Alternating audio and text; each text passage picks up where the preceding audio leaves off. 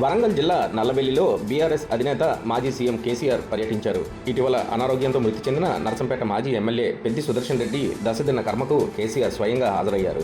పెద్ది సుదర్శన్ రెడ్డి చిత్రపటానికి పూలమాలలు వేసి నివాళులర్పించారు. అనంతరం ఆయన కుటుంబ సభ్యులను కేసీఆర్ పరామర్శించి ధైర్యం చెప్పారు. వారిని ఆప్యాయంగా పలకరించి నేనున్నానంటూ భరోసా ఇచ్చారు. పెద్ది సుదర్శన్ రెడ్డితో తనకున్న అనుబంధాన్ని గుర్తు చేసుకున్న కేసీఆర్ భావోద్వేగానికి గురయ్యారు. ఒకానొక దశలో కళ్ళల్లో నీళ్లు తిరుగుతున్నా ఆ దుఃఖాన్ని దిగమింగుతూ పెద్ది సుదర్శన్ రెడ్డి కుటుంబానికి ధైర్యం చెప్పారు. కేసీఆర్ నల్లబెల్లి పర్యటన నేపథ్యంలో బీఆర్ఎస్ కార్యకర్తలు, నేతలు భారీగా తరలివచ్చారు. పెద్ది సుదర్శన్ రెడ్డి ఇంటి వద్ద కార్యకర్తలు పెద్ద సంఖ్యలో చేరడంతో స్వల్ప తోపులాట జరిగింది. దీంతో పోలీసులు కేసీఆర్ కాన్వాయ్ని సుదర్శన్ రెడ్డి నివాసంలోకి తీసుకెళ్లారు. నర్సంపేట మాజీ ఎమ్మెల్యే కుటుంబానికి అండగా నిలవాలని బీఆర్ఎస్ పార్టీ నిర్ణయించిన సంగతి తెలిసిందే. పార్టీ తరఫున 2.25 కోట్ల ఆర్థిక సాయాన్ని ప్రకటించింది. ఈ క్రమంలో పెద్ది సుదర్శన్ రెడ్డి కుటుంబానికి 2.25 కోట్ల చెక్కును కేసీఆర్ అందజేశారు.